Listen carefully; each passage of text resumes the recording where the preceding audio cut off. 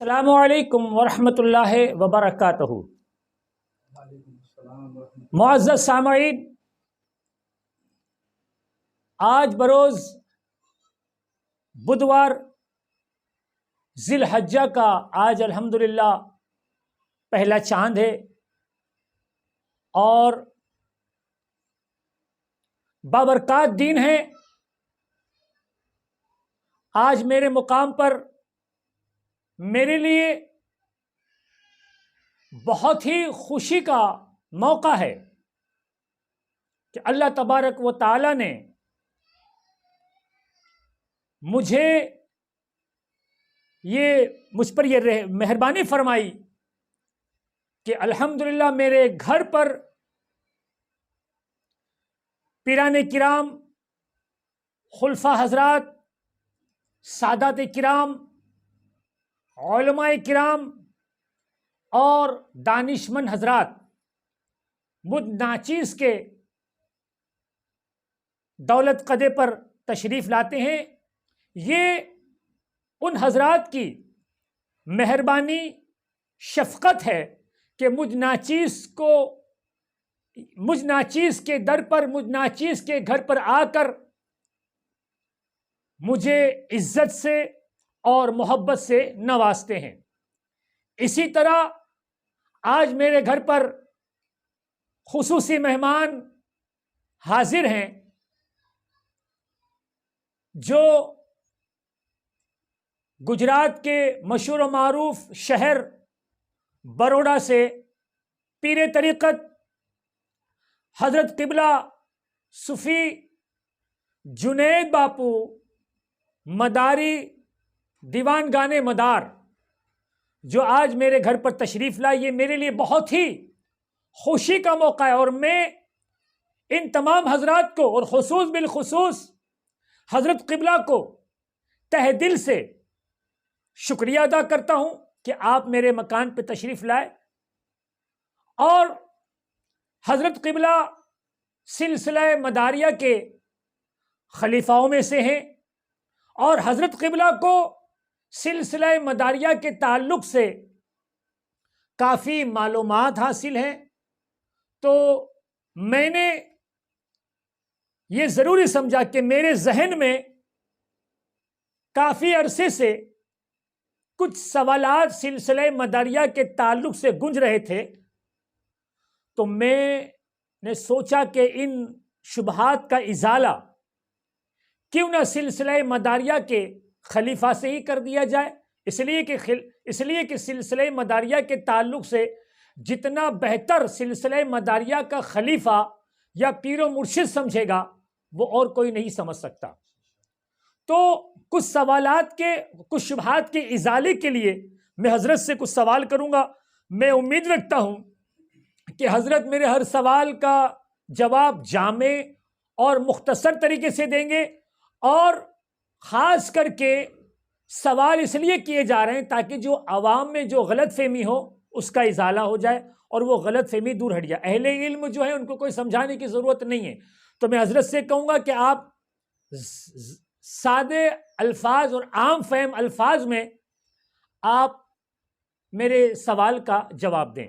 तो हज़रत से मेरा पहला सवाल ये है कि सिलसिला मदारिया के ताल्लुक़ से लोगों को बदगुमानी है, मैं शायद बदगुमानी ही कहूँगा या गलतफहमी कहूँगा या खुदा बेहतर जाने, कि कुछ लोगों को ये कहते हुए सुना है, लोगों को, आवाम को, कि सिलसिला मदारिया के लोग हुजूर पीरे पीरा मीरे मीरा हुजूर शेख अब्दुल कादिर जिलानी गौसे आज़म बगदादी रज़ी अल्लाह तआला अन्हु के ताल्लुक़ से फजीलत में कुछ घटाकर जिक्र करते हैं और कुछ ऐसे अल्फाजों का इस्तेमाल करते हैं जिससे सरकार गौसे पाक रज़ी अल्लाह तआला अन्हु की शान में कुछ कमी सी महसूस होती है। तो क्या ये बात सही है कि सिलसिला मदारिया के खुलफा या पीराने किराम हुजूर गौसे पाक रज़ी अल्लाह तआला अन्हु की शान घटाकर बात करते हैं? हज़रत ये कहाँ तक दुरुस्त है, आप ज़रा बताएं। अस्सलामु अलैकुम वरहमतुल्लाहि वबरकातुहू। सबसे पहले तो मैं तमाम आवाम को एक ही बात की नसीहत करना चाहता हूँ कि आवाम ऐसी बात को लेकर के अपने माइंड में, अपने दिमाग में एक ही बात चलाएं कि वो सरकार सैयदना बदियुद्दीन कुतुबुल मदार जिंदा शाह मदारुल आलमीन ताबई रज़ी अल्लाह ताला अन्हो हो, या सरकार शेख मोहिउद्दीन अब्दुल कादिर गिलानी रज़ी अल्लाह ताला अन्हो बगदादी हो, या हिंदुस्तान के राजा सरकार मोइनुद्दीन हसन संजरी चिश्ती अल अजमेरी हो।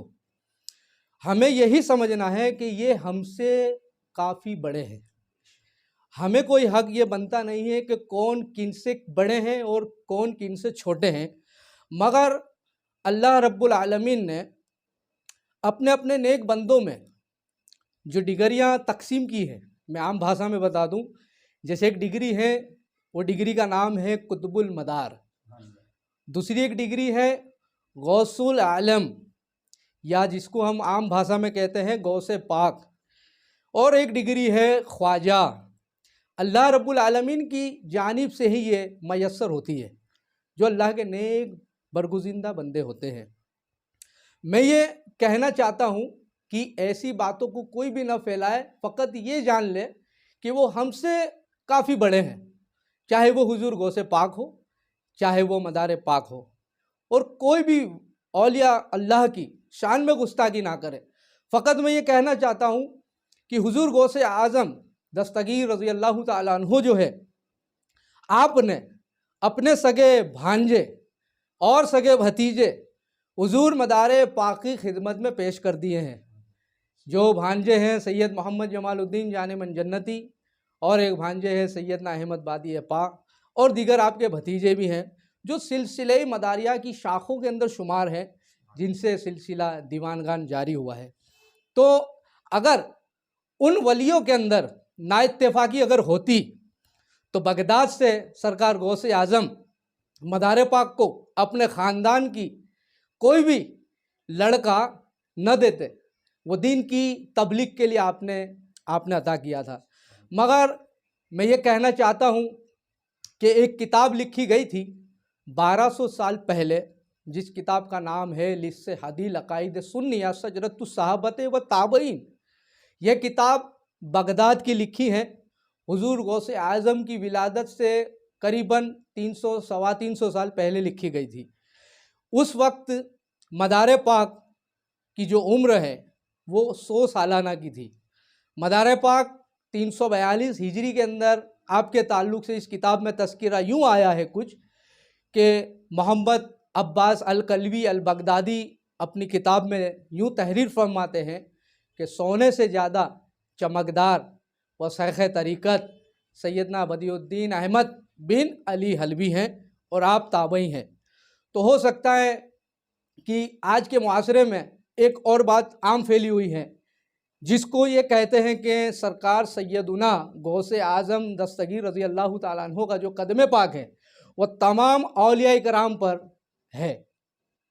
ये बात सही है कि तमाम वली हो, दुनिया का कोई भी वली हो, वो इस बात से एतराज़ नहीं कर सकता, मगर जो एक दायरा है ताबई का, जो सरकार सैयद बदियुद्दीन कुतुबुल मदार का जो शुमार है वो ताबई है। और आप एक ऐसे मुकाम पर फाइज हुए हैं अल्लाह रब्बुल की जानिब से, जिस मकाम का नाम है मकाम समदियत।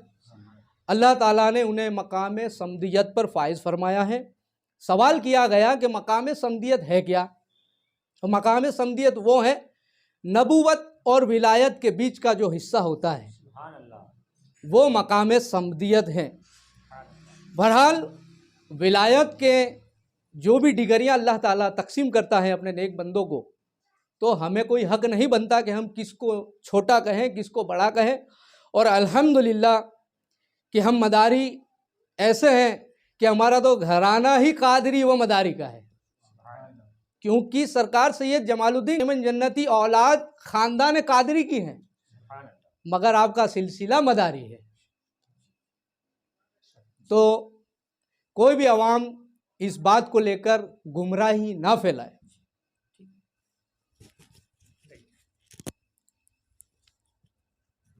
मौजूद सामीन, जैसा कि आपने जनाब क़िबला मोहतरम के ज़बानी सुन लिया और आपकी बात का मुख्तसर ये है कि सिलसिला मदारिया में हुज़ूर गौसे पाक रदी अल्लाह ताला अन और मदारुल आलमीन में कोई ऐसी बात नहीं है जैसा कि कुछ लोगों में फैली हुई है। तो मेरे अजीज़ों, क्या हुज़ूर गौसे पाक हों या सरकार बदियुद्दीन ज़िंदा शाह मदारुल आलमीन हो, हमारे लिए सब एहतराम और हमारे लिए सब बाइज़्ज़त हैं। दूसरा सवाल हज़रत क़िबला मोहतरम से मेरा ये है कि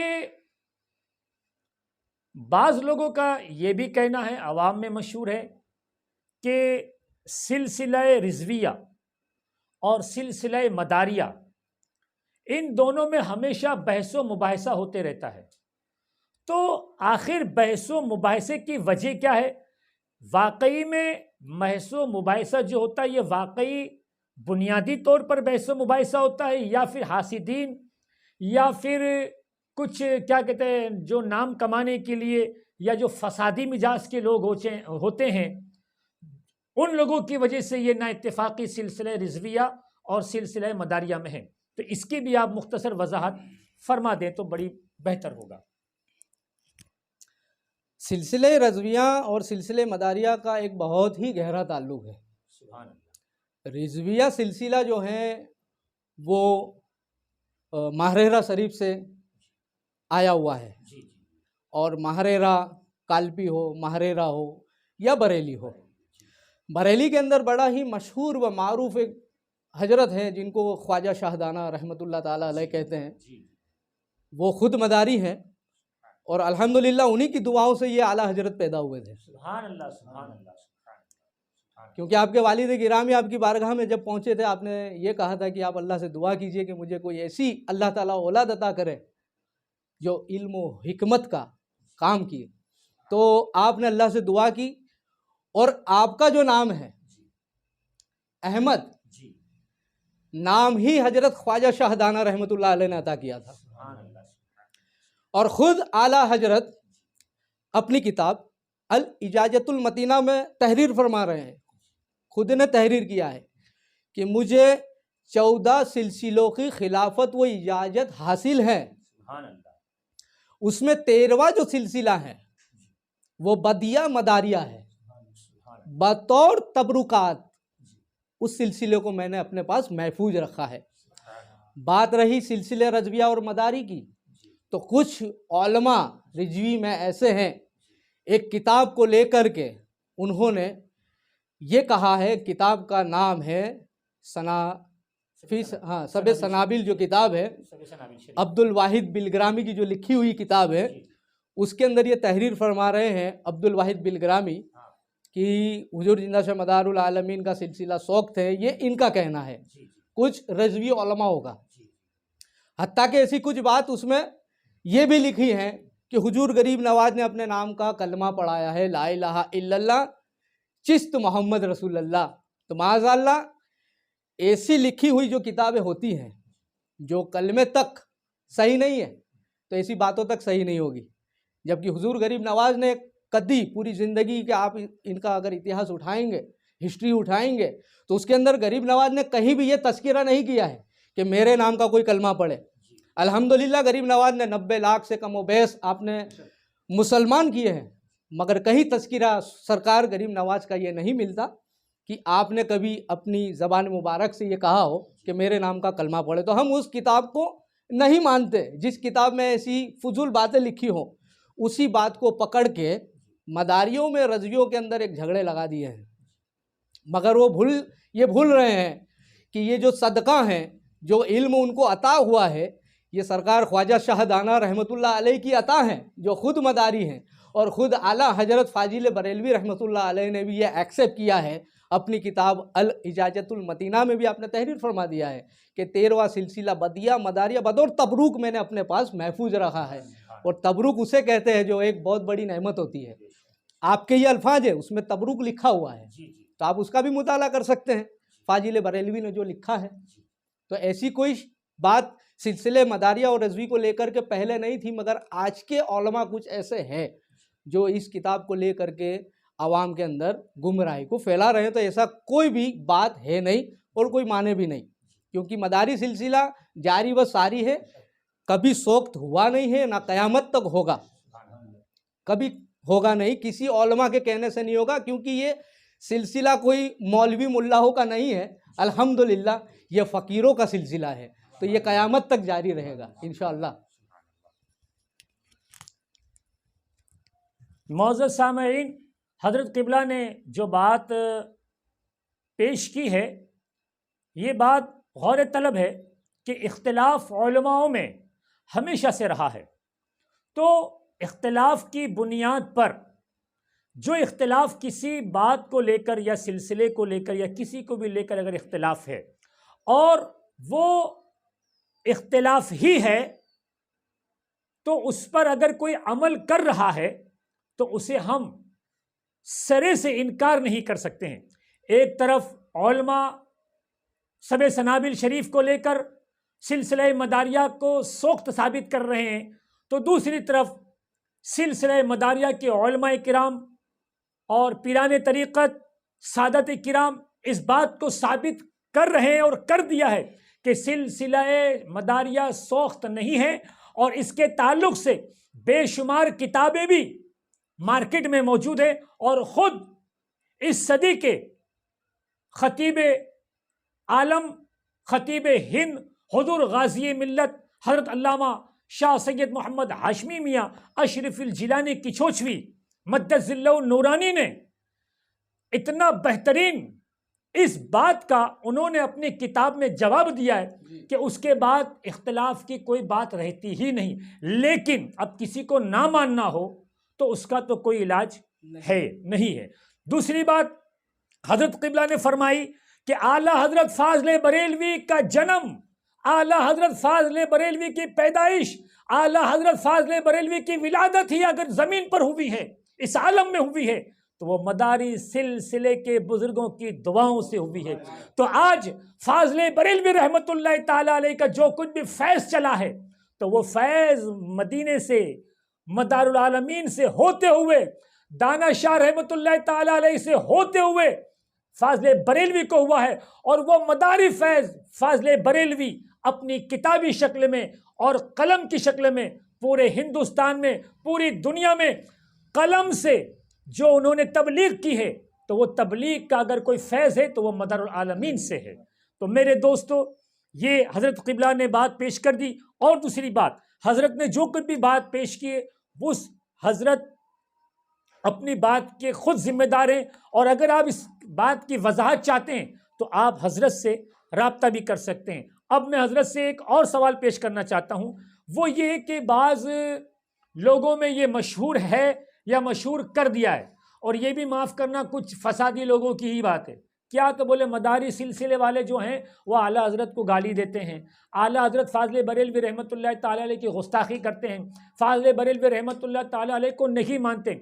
मेरे अजीज़ों, मेरे दोस्तों, ये बात आज सुनने में आ रही है, लेकिन जहाँ तक मुझ साबरी का मानना है कि फ़ाज़िल बरेलवी रहमतुल्लाह ताला अलैह एक ऐसी शख्सियत है जिसको तमाम उलमाओं ने, तमाम पीरों ने एक इस्लाम का खादिम तस्लीम किया है, एक इस्लाम का मुबल्लिग तस्लीम किया है, और आपकी खिदमत ऐसी खिदमत है जो हिंदुस्तान में फरामोश नहीं की जा सकती।